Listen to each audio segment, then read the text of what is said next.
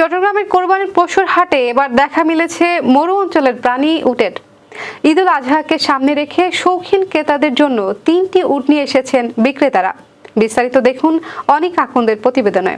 চট্টগ্রামের কর্ণফুলী উপজেলার মৈজারটেক কোরবানি পশুর হাটে এবার ভিন্নধর্মী চমক হিসেবে দেখা মিলেছে মরু অঞ্চলের 3টি উটের।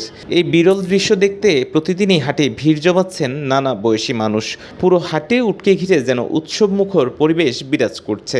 এই 3টি উট আনা হয়েছে যশোরের বেনাপোলের ফিরোজ মামুন ডেইরি ফার্ম থেকে। প্রতিষ্ঠানটির একজন প্রতিনিধি জানান, ঈদুল আজহাকে কেন্দ্র করে শৌখিন ক্রেতাদের জন্য ভিন্ন কিছু উপস্থাপন করার ভাবনা থেকেই হাটে উট আনার উদ্যোগ নেওয়া হয়। প্রতিটি উটের ওজন আনুমানিক 12 থেকে 15 মন।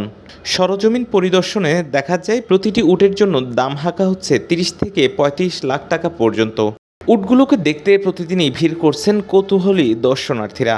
অনেকেই ছবি তুলছেন, ভিডিও করছেন এবং সামাজিক যোগাযোগ মাধ্যমে ছড়িয়ে দিচ্ছেন এই ব্যতিক্রমী অভিজ্ঞতার কথা।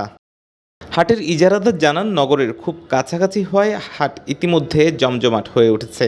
এবার উট আসায় হাটে ভিন্ন মাত্রা যোগ হয়েছে। রাজধানী ঢাকার বাজারে সচরাচর উট দেখা গেলেও চট্টগ্রামে এর উপস্থিতি তুলনামূলকভাবে অনেক কম। ধর্মীয় গুরুত্ব ও সংস্কৃতির অংশ হিসেবে উটের প্রতি মানুষের আগ্রহ বরাবরই বেশি। আর তাই এবার মৈজারটেক হাটে উটের উপস্থিতি যেন এক অন্যরকম আনন্দের আমেজ এনে দিয়েছে দর্শনার্থী ও ক্রেতাদের মাঝে। Desk report, CBN TV, USA।